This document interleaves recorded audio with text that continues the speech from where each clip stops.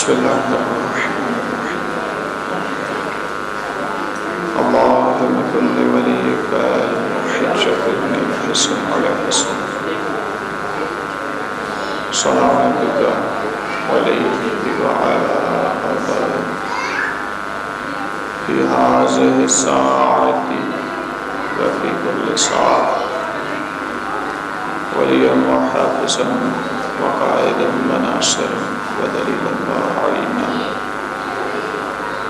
حتى تسكنه أرضك طوعا وتمتعه فيها طويلا يا مقلب القلوب والأبصار ويا مدبر الليل والنهار ويا محول الحول والأحوال حول حالنا إلى أحسن الحال. اللهم يا ملجنا الحديد لداود عليه السلام افعل بنا ما أنت أهل ولا تفعل بنا ما نحن أهل بجاه محمد وآل محمد صلوات الله.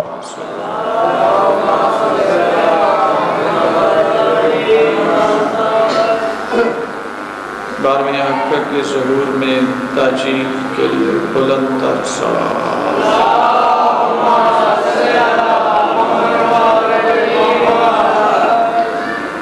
جناب سیدہ کی خوشنودی کے لیے اس سے بھی بلند صلوات.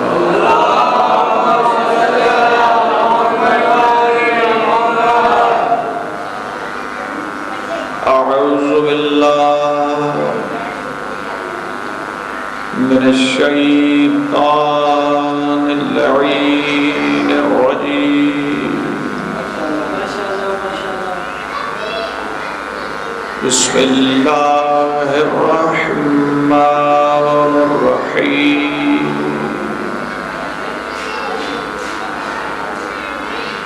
الحمد للہ رب العالمین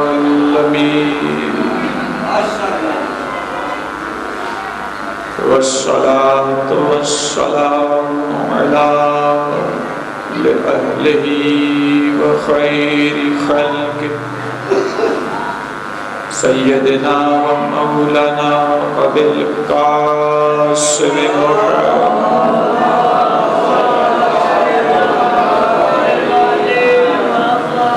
وعلى آله الطيبين الطاهرين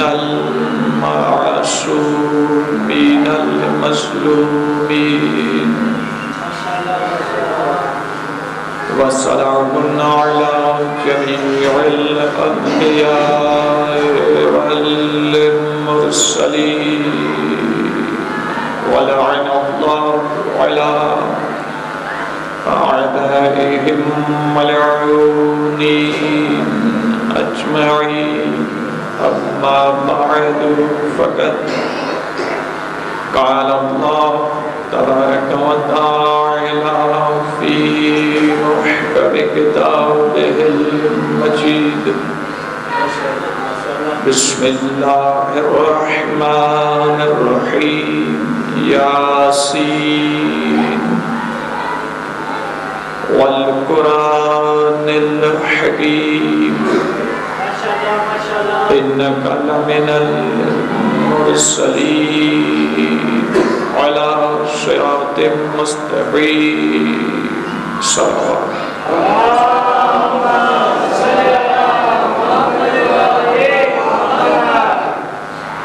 نعرہ تکبیر.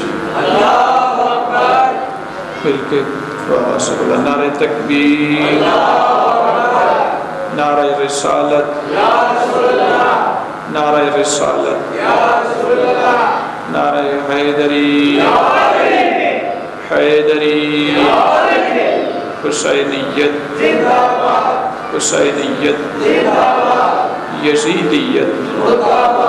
یزیدیت. مل کے آل محمد پہ صلوات.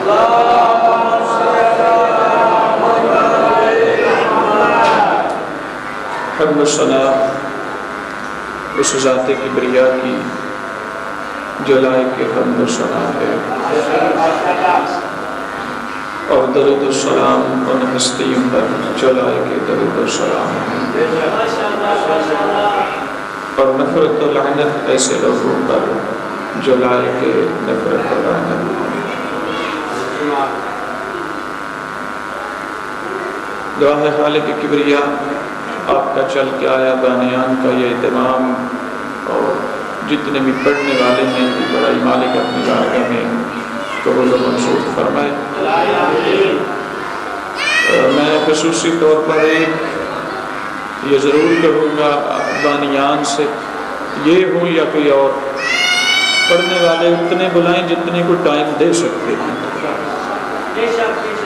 اس میں یوں نہیں کہ جو بندے زیادہ بلا لے اس کے گھر پہ علم لگ جاتا ہے، کم از کم اتنا دھیان رکھا کریں۔ پھر جو اپنی بھی دوڑیں لگ جاتی ہیں ان کی بھی، تو اس سے بہتر ہے کہ اتنے بلائیں جس کو آسانی سے آپ پڑھا سکیں اور جس کو صحیح طریقے سے سارے سن سکیں۔ بس کائنات کا محور، تھوڑی سی آپ توجہ فرمائے، کائنات کا محور، کائنات کا مرکز رسول کی ذات ہے، اور رسول وہ ہستی ہے کہ جسے خلق کر کے اللہ نے بھی اس پہ ناز کیا ہے۔ کائنات کا محور، کائنات کا مرکز، محور اسے کہتے ہیں جس پر کوئی رہتے ہوئے کسی کے گرد چکر لگاتا ہے۔ میں نے تعبیر چھوٹی کہی کہ کائنات کا محور، نہیں کائنات ہی طواف نہیں کرتی، قرآن کا محور، ایمان کا محور، اس کی وحی کا محور، اس کی رضاؤں کا محور۔ گویا رسول اسے کہتے ہیں جس کا قرآن بھی طواف کرتا نظر آتا ہے۔ رسول اسے کہتے ہیں جدھر قدم اٹھائے ادھر وحی کا نزول ہو جاتا ہے۔ رسول اسے کہتے ہیں جس کے قدم کو بھی اللہ نے کائنات کا محور بنایا ہے۔ رسول اسے نہیں کہتے کہ جو اپنی بیوی سے آ کے مشورہ کرے، مجھے آج کسی نے آ کے دبایا ہے تو بیوی آ کر کہے حوصلہ کرے نبی بن گئے ہو۔ یہی تو وہ رسول ہے جس کے متعلق دو نظریات آئے، ایک تاریخ نے دیا، ایک قرآن نے دیا۔ تھوڑی سی توجہ فرمانا، تاریخ کا بھی ایک نظریہ ہے، قرآن کا بھی ایک نظریہ ہے، لیکن ایک بات ذہن میں رکھیں، تاریخ بنی امیہ سے آئی ہے، قرآن ذات کبریا سے آیا ہے۔ دونوں نظریات میں تفاوت ہے، دونوں نظریات میں اختلاف ہے۔ تاریخ نے بھی رسالت بیان کی، قرآن نے بھی رسالت بیان کی، لیکن فرق ہے، تاریخ کہتی ہے کہ محمد 40 سال کے بعد نبی بنے، قرآن کہتا ہے کہ نہیں یہ تو اس وقت بھی نبی تھے جب ابھی آدم کی خلقت بھی نہیں ہوئی۔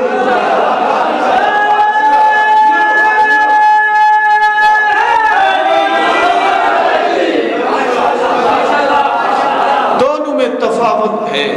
تاریخ کہتی ہے کہ 40 سال تک تاریخ کا نظریہ جو رسول کے متعلق آیا، محمد مصطفیٰ کے متعلق آیا، تاریخ کہتی ہے کہ رسول محمد مصطفیٰ 40 سال تک جہالت کی زندگی گزارتے رہے۔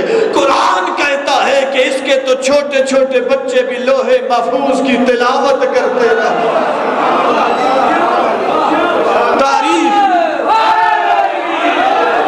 تاریخ کا نظریہ جدا ہے، قرآن کا نظریہ جدا ہے، تاریخ کا رستہ جدا ہے، قرآن کا رستہ جدا ہے، تاریخ کے بانی جدا ہیں، قرآن کا بانی جدا ہے، تاریخ کے مبانی جدا ہے، قرآن کے مبانی جدا ہے۔ یہی تو وجہ ہے جس کے قدم کو اللہ نے محور بنایا اور فرمایا یا ایھا الذین آمنوا لا تقدموا بین یدی اللہ ورسولہ، خبردار کسی کا قدم میرے رسول کے قدم سے آگے مت بڑھے۔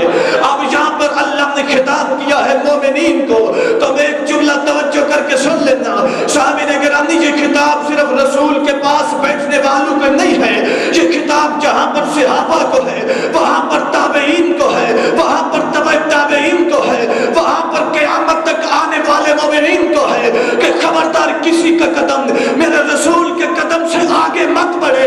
اجمالی جملے کہہ رہا ہوں، اگر تفصیل میں چلے جاننے فرماتا ہے صحابہ تمہارا قدم بھی میرے رسول کے قدم سے آگے مت بڑھے، اجمال ہے۔ فرماتا ہے اے ابو بکر تیرا قدم بھی رسول کے قدم سے آگے مت بڑھے، اے ابن خطاب تیرا قدم بھی رسول کے قدم سے آگے مت بڑھے، عثمان بن عفان تمہارا قدم بھی رسول کے قدم سے آگے مت بڑھے۔ اللہ نے فرق واضح کر دیا کہ جس کا قدم رسول کے قدم سے آگے نہ بڑھے اسے صحابی کہتے ہیں، اور جس کا قدم مہر نبوت پہ چلا ہے اسے علی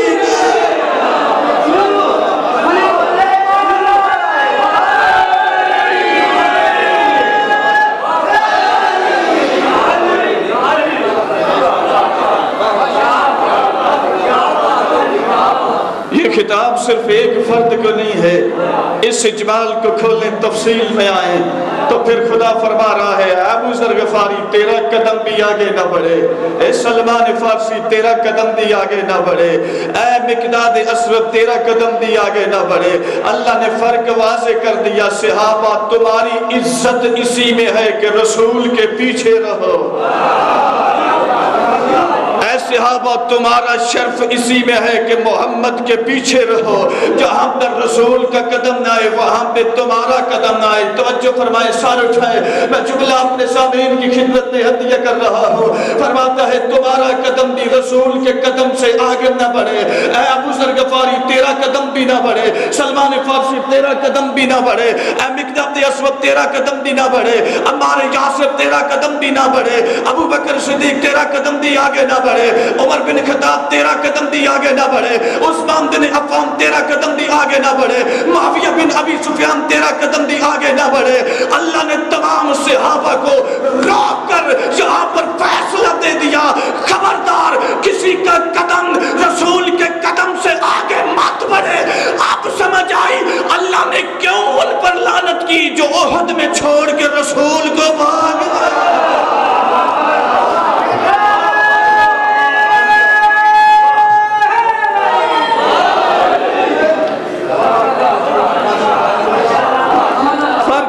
ہو گیا، جس کا قدم رسول کے قدم سے آگے نہ بڑھنے پائے، اور اگر بڑھ جائے آواز قدرت اپنی لا ترفعوا اصواتکم فوق صوت النبی، خبردار کسی کی آواز میرے محمد کی آواز سے بلند مت ہو، ولا تجہروا لہ کجہر بعضکم لبعض، خبردار میرے نبی کو ایسے ندائیں مت دینا جیسے اپنے دوستوں کو دیتے ہو۔ اگر ایسا کر دیا تین کاموں میں سے کوئی ایک ہوگا کیا؟ ان تحبط اعمالکم، تمہاری پڑھی ہوئی نمازوں کو ختم کر دوں گا، تمہارے رکھے ہوئے روزوں کو ختم کر دوں گا، تمہاری کی ہوئی حجوں کو ضائع کر دوں گا، تمہاری کی ہوئی جہادوں کو ختم کر دوں گا۔ جرم کیا ہے؟ جرم یہ ہے تیرا قدم محمد کے قدم سے آگے بڑھ گیا، جرم یہ ہے تیری آواز میرے نبی کی آواز سے بلند ہو گئی۔ بس میرے محترم سامعین یہی تو وجہ ہے، فتح مکہ کا موقع ہے، رسول نے صحابہ اور علی نے فرق واضح کر دیا، فتح مکہ کا موقع ہے، آواز قدرت حبیب، وہ منظر اور تھا، وہ موقع اور تھا، وہ لوگ اور تھے جن کے لیے ہم نے کہا ان کا قدم آگے نہ بڑھے، لیکن وَخْفِضْ جَنَاحَكَ لِمَنِ اتَّبَعَكَ مِنَ الْمُؤْمِنِينَ، حبیب اپنا کندھا نیچے جھکا، اپنا بازو نیچے جھکا، اپنا ہاتھ نیچے جھکا، تاکہ تیرے ہاتھ پہ قدم رکھ کے تیری مہر نبوت پہ سوار ہو سکے۔ فرق واضح کر دیا، فرق واضح کر دیا۔ حبیب جن کا قدم آگے نہ بڑھے وہ صحابہ ہے۔ یہاں پر کسی اور ہستی کا تعارف کرا رہا ہے۔ آواز قدرت آتی ہے، بازو نیچے جھکا، اپنا کندھا نیچے جھکا، بڑے بتوں کو یہاں سے نکالنا ہے، اپنا بازو نیچے جھکا۔ یہاں پر جن کے بڑے قد ہیں ان سے بھی بڑے بت موجود ہیں، انہیں نکالنا ہے۔ کندھا نیچے جھکا، بازو نیچے جھکا۔ رسالت امام نے ہاتھ نیچے کر کے، کندھا نیچے کر کے، بازو نیچے کر کے علی کو ندا دی۔ علی نے اپنا قدم رسول کی ہتھیلی پہ رکھا، دوسرا قدم اٹھا کے رسول کی مہر نبوت پہ رکھا، ادھر والا اٹھا کے ادھر رکھا، تو یہاں پر فیصلہ ہو گیا۔ آواز رسالت امام آتی ہے، سنا، ادھر ہے لا الہ الا اللہ، ادھر ہے محمد الرسول اللہ، اوپر ہے علی۔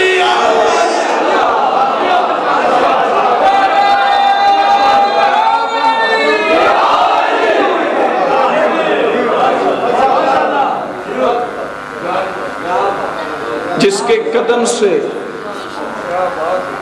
کے قدم سے کسی کا قدم آگے نہ بڑھنے دے اسے صحابی کہتے ہیں، اور جس کے قدم کو اتنا مقدس جانتا ہے اسے قرآن میں یاسین کہتا ہے۔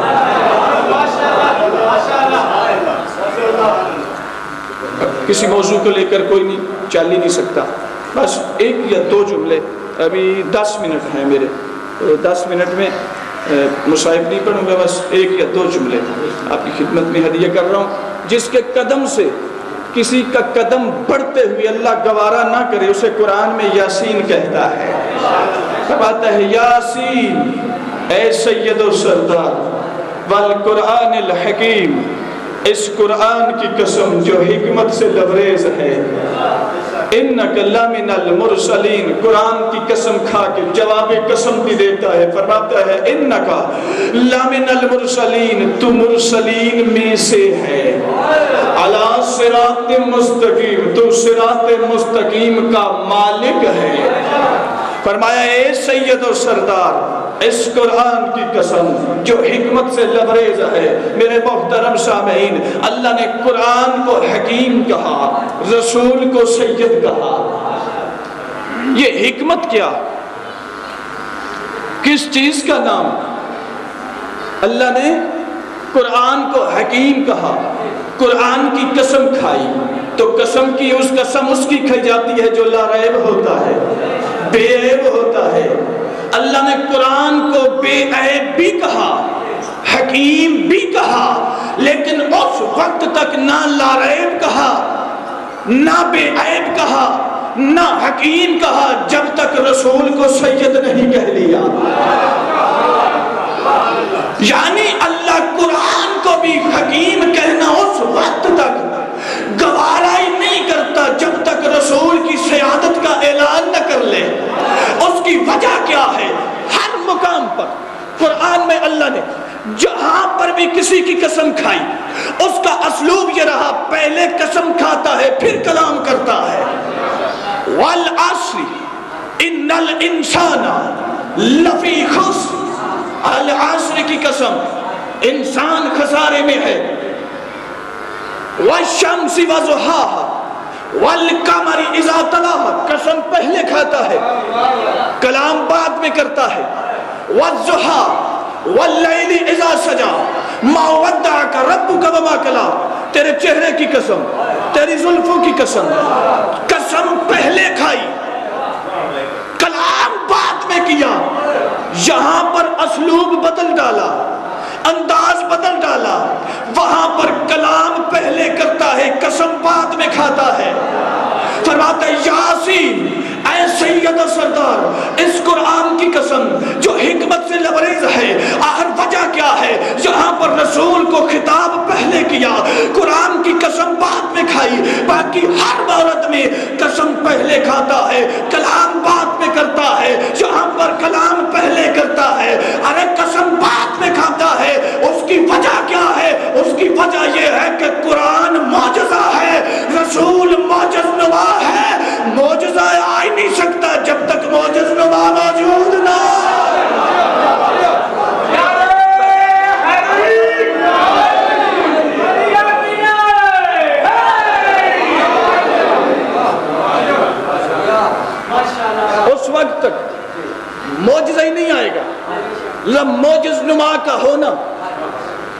ضروری ہے، پھر جا کر معجزہ آئے گا۔ آج میں کیا کروں، اس میں کیا میں بتا سکتا ہوں؟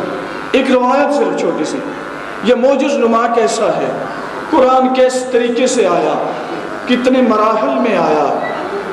چوتھے آسمان پہ ملاؤں نے یہ مشہور کر دیا، اترا تھا معجزہ چوتھے آسمان پر، نہیں، یہ در حقیقت قرآن کو نہ سمجھنے کی باتیں ہیں۔ اس لیے کہ باب مدینۃ العلم پہ جھکیں تو پھر قرآن سمجھ میں آئے۔ قرآن اپنے مطالب کو چھپا لیتا ہے، قرآن اپنے مطالب واضح نہیں کرتا، اس در پہ آنا پڑے گا۔ میرے محترم سامعین، نہیں، یہ نہیں ہے، ایک انزال ہے، ایک تنزیل ہے۔ انزال اور تنزیل میں بہت فرق ہے، بہت فرق ہے، لیکن انزال بھی ادھر ہی ہوئی، تنزیل بھی ادھر ہی ہوئی۔ کیوں ہوئی، کیسے ہوئی، میں اس صدد میں نہیں جا سکتا۔ معجز نما ہے رسول، توجہ فرمانا، رسالت ماب کی موضوعات و کلمات امام حسین علیہ السلام، میں کو کسی کیسٹ سے لے کے بیان نہیں کر رہا، جیسے کہ میں جناب معصومہ قوم کی در اقدس سے یہ خیرات مانگی ہے، وہ آپ کی خدمت میں ہدیہ کر رہا ہوں، یہ امامت ہے۔ موضوعات و کلمات امام حسین علیہ السلام، یہ وہ کتاب ہے جس میں امام حسین علیہ السلام کی زبان اقدس سے آج ولادت تا شہادت جتنے جملے بھی نکلے ہیں سارے اس میں موجود ہیں۔ اس روایت کے راوی بھی حسین ہیں، اور جس روایت کا راوی حسین ہو انکار کفر بن جاتا ہے۔ سید الشہداء راوی ہے، فرماتے ہیں میرے نانا جان نے میرے بابا کو ایک انگوٹھی دی، ایک انگشتری دی، ایک نگینہ دیا، کہا یا علی نقاش کے پاس لے جاؤ اور اسے کہو کہ اس پر لکھنا ہے محمد ابن عبداللہ، وہ محمد کے جو عبداللہ کے بیٹے ہیں، میرا نام میری ولدیت کا نام اس انگوٹھی پر لکھوا کے لانا ہے۔ جناب امیر نقاش کے پاس لے کے چلے گئے، نقاش کو جا کے وہی فرمان سنایا جو مولا نے دے رکھا تھا۔ نقاش نے لکھنا شروع کیا، نقش کرنا شروع کیا۔ اب نقاش جب لکھا نا محمد، آگے لکھنا چاہتا تھا ابن عبداللہ، وہ محمد کے جو عبداللہ کا بیٹا ہے، لیکن کوئی ایسی قوت اس پر غالب آ گئی کہ اس سے لکھنا شروع ہو گیا محمد الرسول اللہ۔ اب نقاش پریشان، میں کیا کروں؟ حکم تو یہ تھا مجھے نہ اجرت ملے گی بلکہ ممکن ہے سزا ملے۔ سرکار امیر رسالت امام کے پاس لے کر آئے، یا رسول اللہ، نقاش کہتا ہے کہ میں چاہتا تو یہی تھا کہ محمد ابن عبداللہ لکھو، لیکن کوئی ایسی قوت غالب آ گئی کہ اس نے مجھے مجبور کر دیا، میں محمد ابن عبداللہ نہیں لکھ سکا، لکھ دیا محمد الرسول اللہ۔ رسالت امام فرماتے ہیں یا علی پریشان نہ ہونے کی ضرورت نہیں، مجھے عبداللہ کا بیٹا کہو یا اللہ کا رسول کہو، اس میں فرق ہی کوئی نہیں۔ رسالت امام نے وہی انگوٹھی انگلی پہ پہن لی۔ رسالت امام استراحت کے لیے لیٹ گئے، تھوڑی دیر کے بعد اٹھے، وہی انگوٹھی تھی، اس کے اوپر لکھا تھا محمد الرسول اللہ، نیچے لکھا تھا علی شان ولی اللہ۔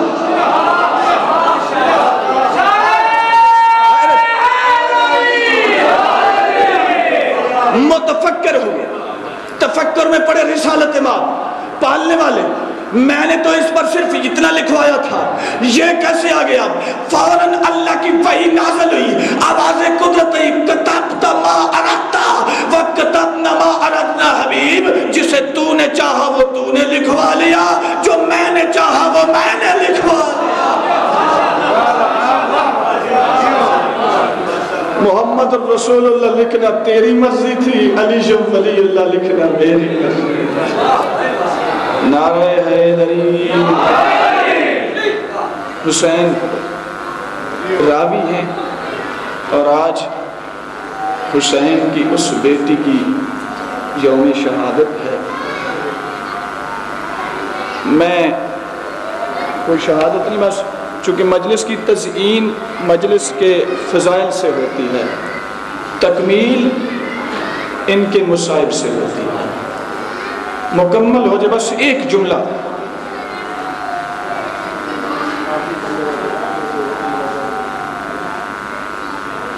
حسین کائنات کے مظلوم، اور کوئی اس مجلس میں آئے نہ آئے، لیکن آج امام حسین تو ضرور کیوں؟ اس لیے کہ بیٹیاں دنیا سے جائیں تو باپ پیچھے نہیں رہتے۔ آج علی اکبر تو ضرور آیا ہوگا،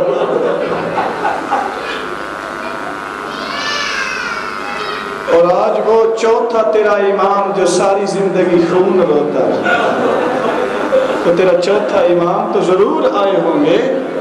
ہماری آنکھیں دیکھنے سے قاصر ہیں، یقیناً آئے ہیں۔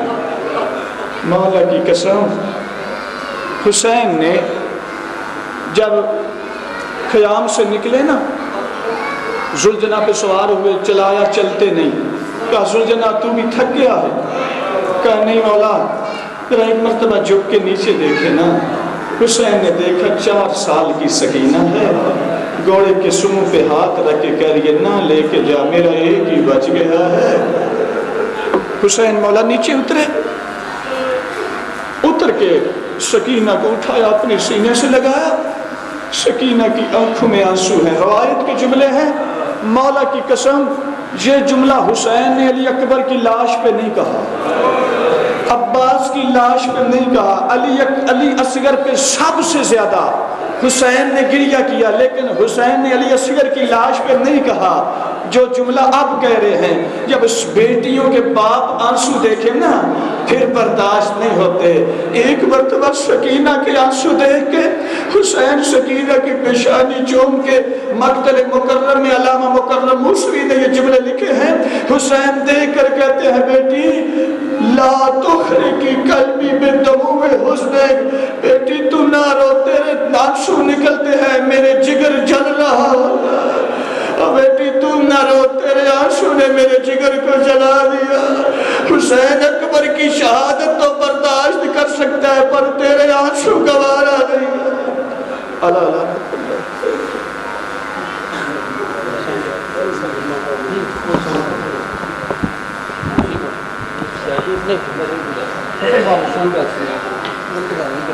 درود پڑھے محمد والے۔